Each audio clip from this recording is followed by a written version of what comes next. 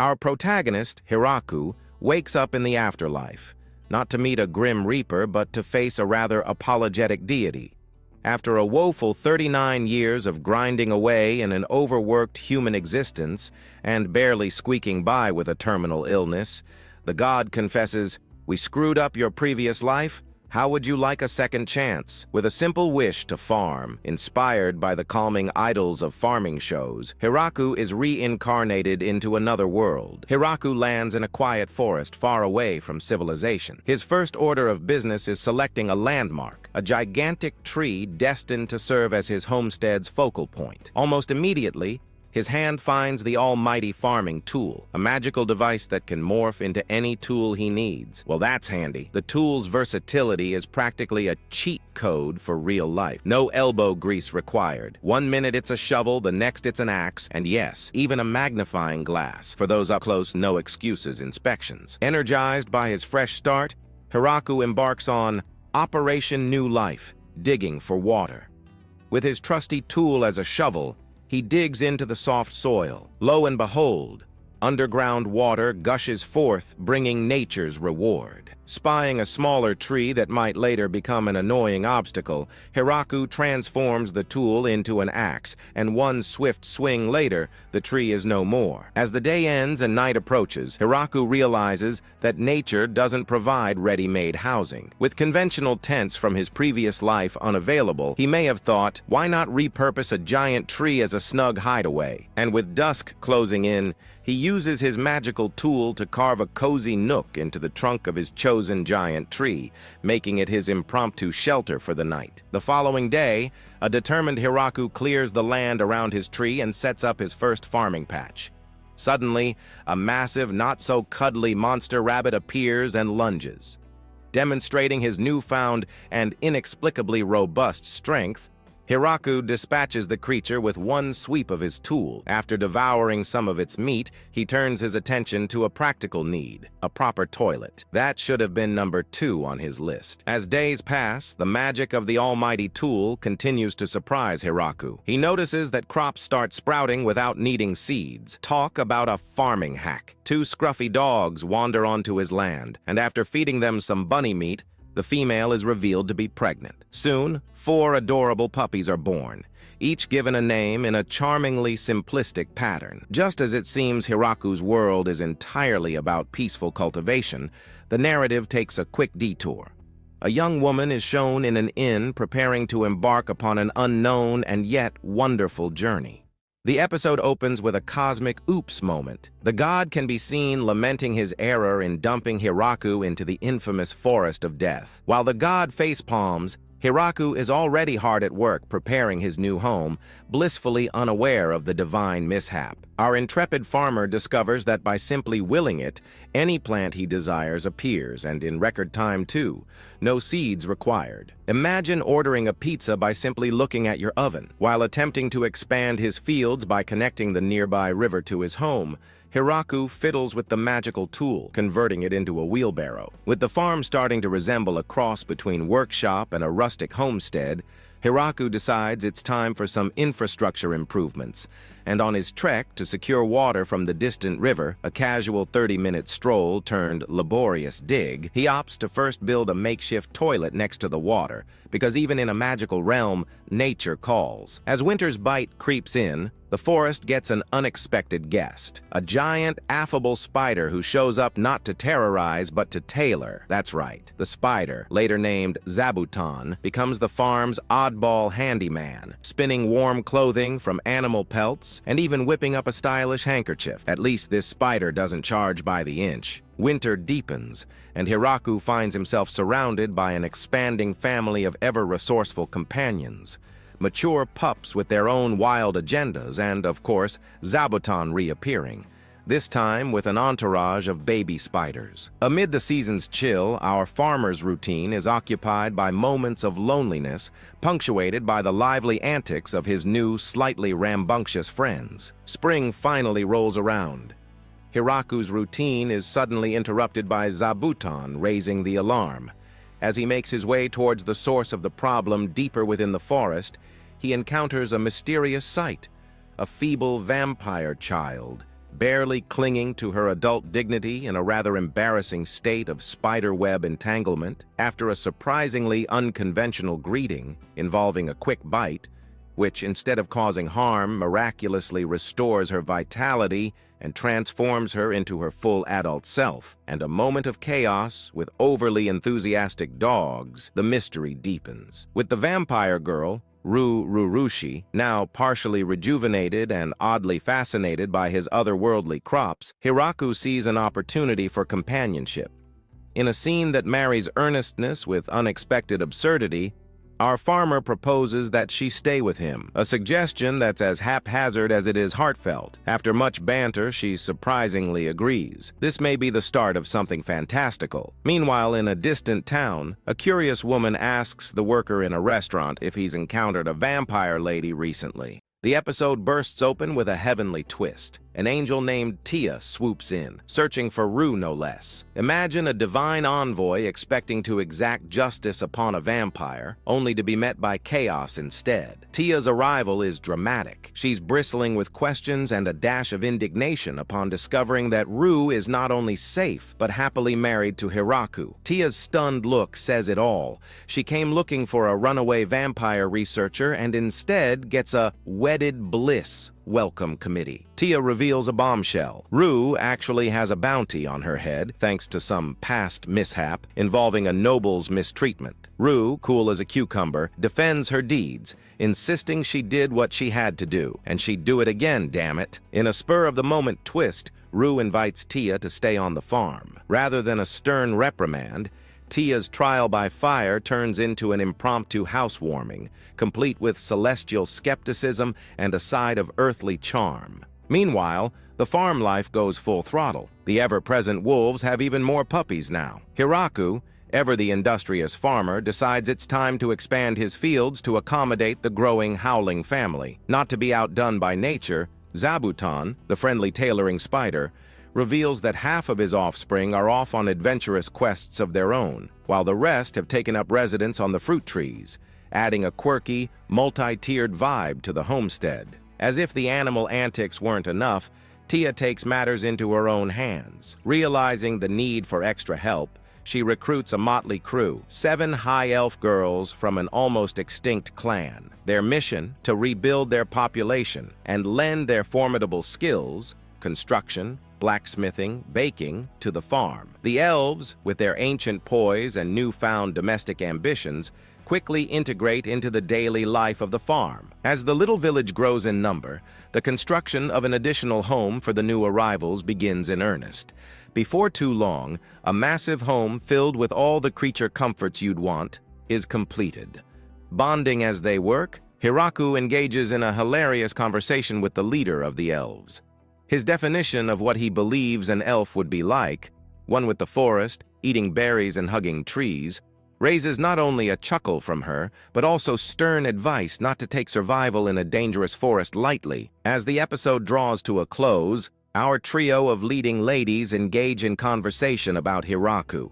They agree that he's definitely a very special person, achieving things thought to be impossible, but also worry about his lack of common knowledge about this world and its inhabitants. Meanwhile, our easygoing protagonist works on his crafting while thinking about how next to improve the homestead. Early in the episode, Zabuton proudly presents a captured queen bee in. Their initial apprehensions melt away when the fish turn out to be Sire Lake for fish instead of a patty. Hiraku quickly clarifies his intentions by enlisting everyone's help to plant the rice. The rice grows at a miraculous speed, and soon the house is rebuilt into a multi-roomed haven with separate bedrooms for Hiraku, Rue, and Tia, plus a sprawling communal dining room gourmet moment for his new friends.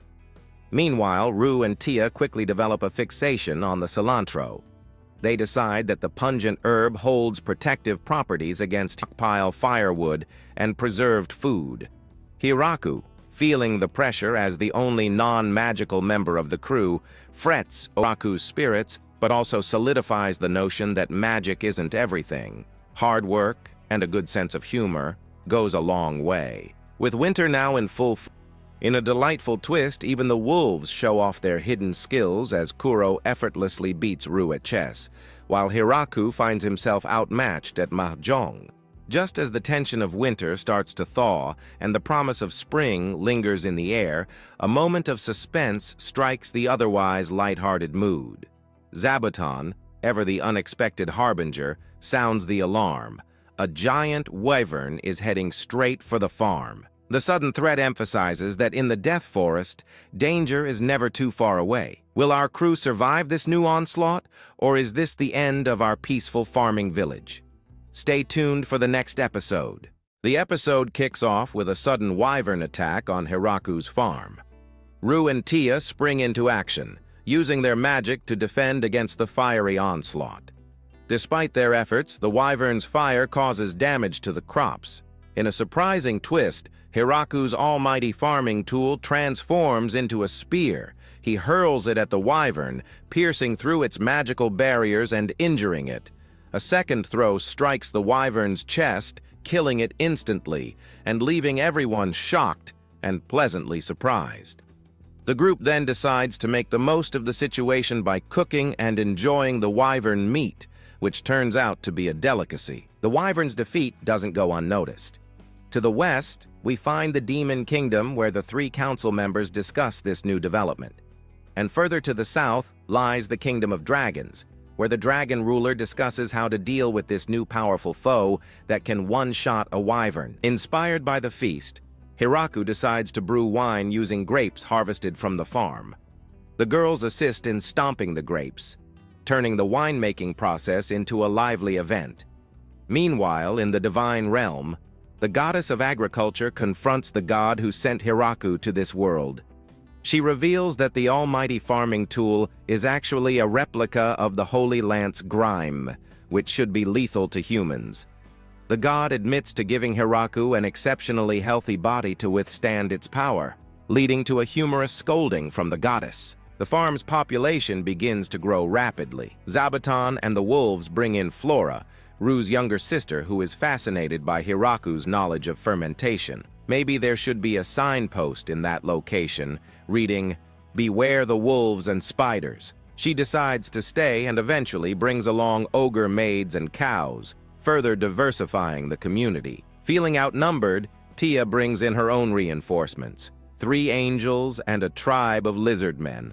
The lizard men contribute chickens, and the ogre maids take over various chores, significantly improving efficiency. Hiraku teaches them advanced cooking techniques, turning the kitchen into a hub of culinary innovation. With the community's rapid growth, Hiraku realizes it's time to give the settlement an official name.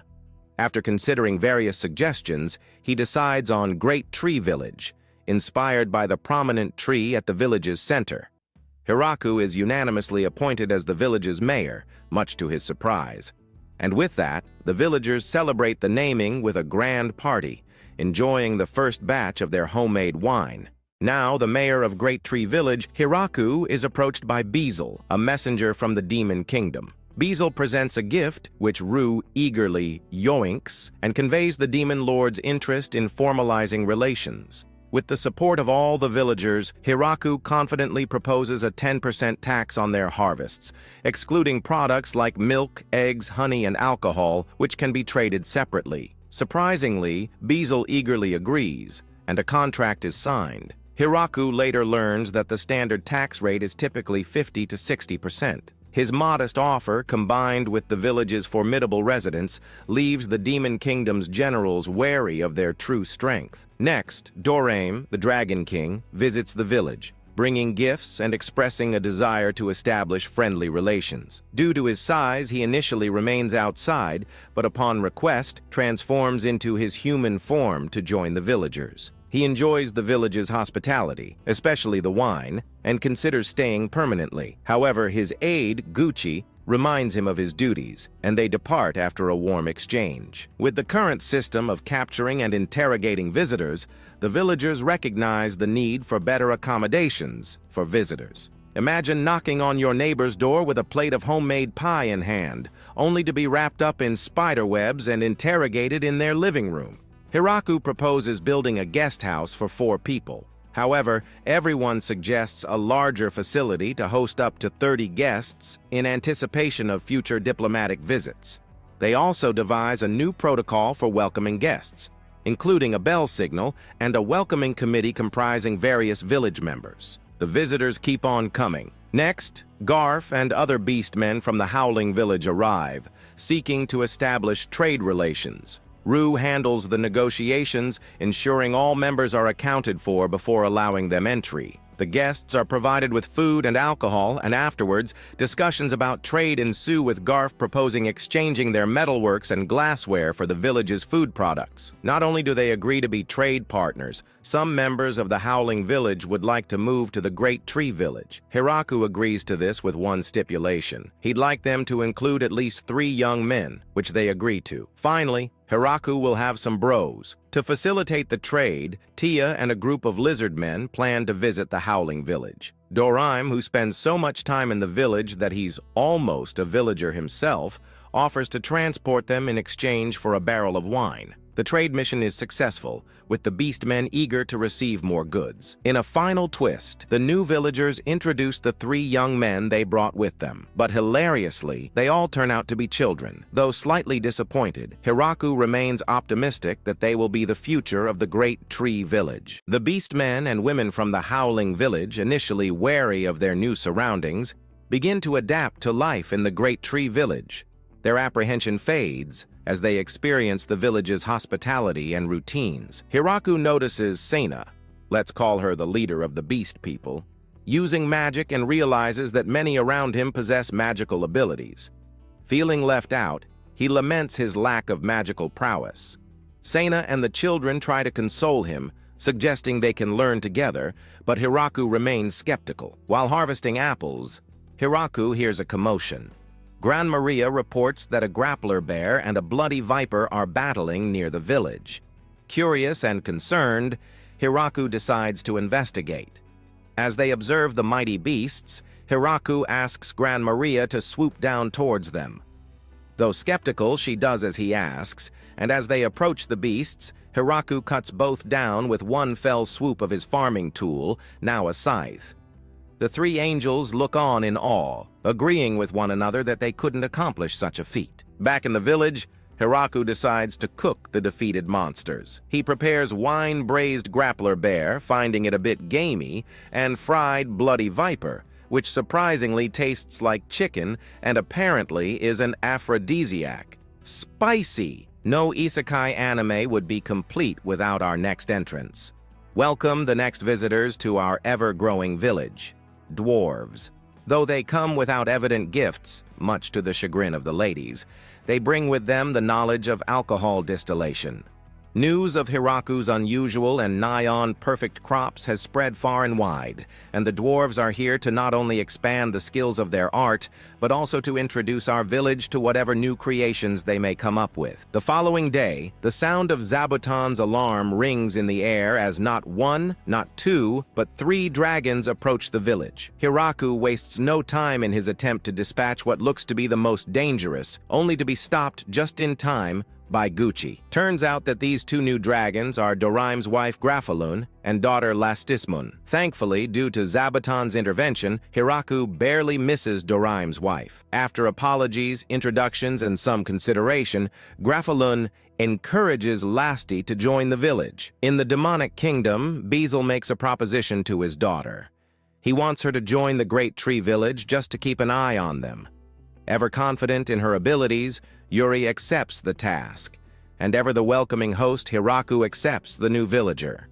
Unfortunately for Yuri, she has no idea that the person she was just rude to in the forest is a human, powerful enough to defeat a great dragon.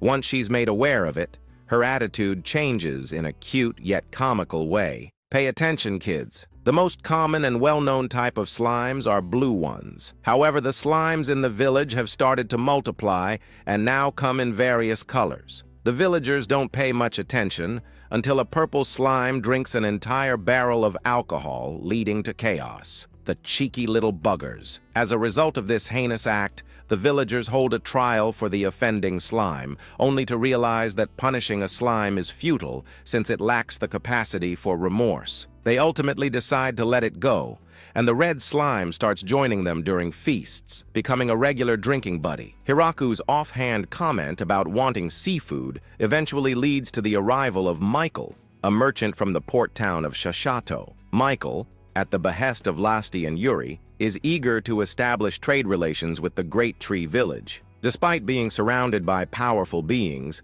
Michael maintains his composure. However, it's revealed that he's internally petrified, and it took every last bit of his willpower not to collapse during the negotiations. A few days later, Hakuren, a powerful dragon, arrives at the village, taunting Hiraku. He eventually knocks her out of the sky, only for it to be revealed that she's Dorame's sister and Lasti's aunt. She eventually decides to stay at the village, and after much prodding, takes on the role of the village teacher. Meanwhile, Hiraku is challenged to a game of strip mahjong by all the dragons. Confident in his ability, after all, he's the one who introduced them all to the game, he agrees to the harmless contest. This miscalculation eventually leads to him literally losing the shirt on his back and more, much to the amusement of all the ladies in the village. A few days later, the wolves, eager to be useful, enter a dungeon and attack the residents. Turns out that it's home to a tribe of Lamia. The Lamia tribe, with their unique appearance, make contact with Hiraku, hoping for the attacks to end. Much to their surprise, Hiraku not only assures them that the attacks will stop, but also makes a trade agreement with them, ensuring their continued cooperation and peaceful coexistence with one another. The episode ends with a concerning development. The princess of the demonic kingdom has been convinced by a trio of busybodies that her good friend Yuri is being held against her will in the Great Tree Village. And so, with a stern look on her face, she is determined to take action against them. Bizel informs his daughter Florem that Princess Yuri, daughter of the Demon Lord, plans to invade the Great Tree Village. This decision is influenced by her three overzealous subordinates, Rosalind, Klakasi, and Roaju, who Florem refers to as the trio of powerful idiots. Despite her reports on the village's strength, the trio believes the information is too fantastical and exaggerated, and so don't believe it. To avoid unnecessary conflict, Florem decides to confront them indirectly by hiring 3 Lamia mercenaries, led by Junea, to intercept the invading force. With apples aplenty as payment, the Lamias confront the 300-strong battalion, effortlessly defeating the invaders and wondering what all the fuss was about. The defeated trio, plus Princess Yuri, are brought to the village, where Florem introduces Hiraku to them, suggesting that he's free to dispose of them if they misbehave. She then assigns them work under her supervision. They are to assist with administrative tasks, and in the future are dubbed the Town Hall Girls. Sounds like a pop group. Initially intending to simply observe, Princess Yuri finds herself enamored with the peaceful lifestyle and pleasant villagers, and so decides to participate in the daily activities.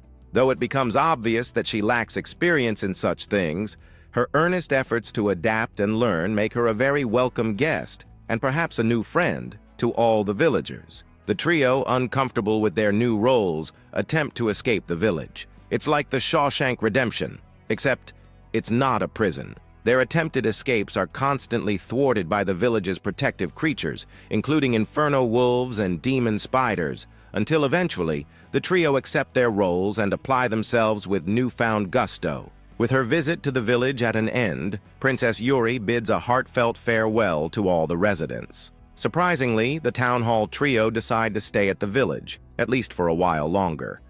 With the episode coming to a close, it's revealed that Rue, Hiraku's wife, is feeling unwell. They observe that she's exhibiting unusual symptoms like not being able to transform and also morning sickness. The penny drops, and Seina suggests that Rue isn't sick, she's pregnant. Life in the village continues at its peaceful pace. As Hiraku stretches before the start of his daily activities, he's greeted by Rue. Although filled with joy, he's also worried about her. He's probably thinking, the safest thing to do is wrap my wife and future child in some bubble wrap. That'll keep them safe. Rue assures him that they are both perfectly fine, and she could use the exercise. Meanwhile, breakfast is regularly served at 3 intervals in the town hall. The main leaders of each community in the first, most people in the second, and the late sleepers like Hakuren sometimes make it for the last slot. During his breakfast, Gran Maria provides her report to Hiraku, informing him that 3 killer rabbits tried to infiltrate the farm, but were eliminated by Kuro and the other wolves. Hiraku muses over the 3 angels. They take their jobs very seriously and work hard. But when it's their time off, they are almost as chilled out as Hakurin. Hiraku decides to add a bit of color to the village by planting flowers instead of just food. He also makes toys for the children, as well as some comfortable furniture for the villagers. Meanwhile, due to the abundance of delicious food, the maids insist on military training sessions to maintain their fitness. Heavens forbid that they can't adorn their glorious maid outfits anymore. Hiraku joins in, and although he struggles with conventional weapons, he excels when using his almighty tool. A few days later, a mysterious man appears, bowing to the wooden god statues crafted by Hiraku. He is revealed to be Vargreif, the 4,000-year-old vampire progenitor and grandfather to Rue and Flora. Rue recognizes him and confirms his identity. Vargreif explains that when he heard she was pregnant, he didn't believe it because normally vampires continue their bloodline with blood pacts and pregnancies are rare. To celebrate Rue's pregnancy, and as thanks for Hiraku making him a statue of the god, Vargreif gifts the village a grand piano. The town hall girls are eager to play, but lack the skill and can't bring themselves to practice on such an extravagant piano. They ask Hiraku if he would purchase them a modest grand piano for practice, and with Michael's connections, he's able to acquire a second piano for the villagers to practice on. Unfortunately for Hiraku, most are novices at best, leading to cacophonous practice sessions that disrupt his sleep. Hiraku is so engrossed in his farming tasks that he forgets to take a break. Rue, despite being heavily pregnant, reminds him to rest and join the others for lunch. She insists that staying active is beneficial during pregnancy. Meanwhile, while being visited, Rue learns that the entire village is concerned about her well-being. However, Rue once again assures them all that she's perfectly fine, but her biggest complaint is missing out on alcohol. In solidarity, the villagers make a collective decision to abstain from drinking during the remainder of her pregnancy. The dwarves, initially puzzled by the sudden sobriety, probably thinking they've lost their touch since no one's drinking anymore, are relieved to learn it's temporary, and so decide to increase alcohol production in anticipation of future celebrations. Rue goes into labor, and the entire village is on edge. Hiraku, feeling helpless, wanders around. His anxiety during the labor is palpable, and eventually, he's called back to meet his newborn son, Alfred. Hiraku and Rue's joy upon holding Alfred is immeasurable, and both parents lovingly accept their upgraded family unit. All the villagers gather around the adorable little boy as he happily lays in his cot. Recognizing the village's growth, Hiraku introduces a currency system using silver coins as reward medals. Each villager receives 3 coins, while groups like the wolves and spiders get 30. Being a new concept to most of the villagers, their reactions vary, with some immediately trading the coins, while others hoard them. As a result of this new system, Hiraku finds himself busier than ever, fulfilling custom orders and managing the new economy. A week later, the village throws a feast to celebrate Alfred's birth. Rue, still abstaining from alcohol due to breastfeeding, uses a wooden hammer to tap a new barrel of wine crafted by the dwarves. The dwarves also decide to make and age some very special alcohol for the future,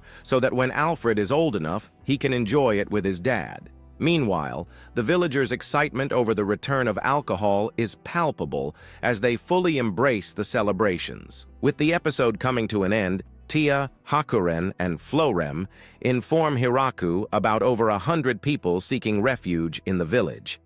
Hiraku suggests establishing a second village to accommodate them, and the proposal of the Great Tree Village 2 is met with enthusiasm and the joyful spirit of adventures yet to come. Thanks for watching, everyone.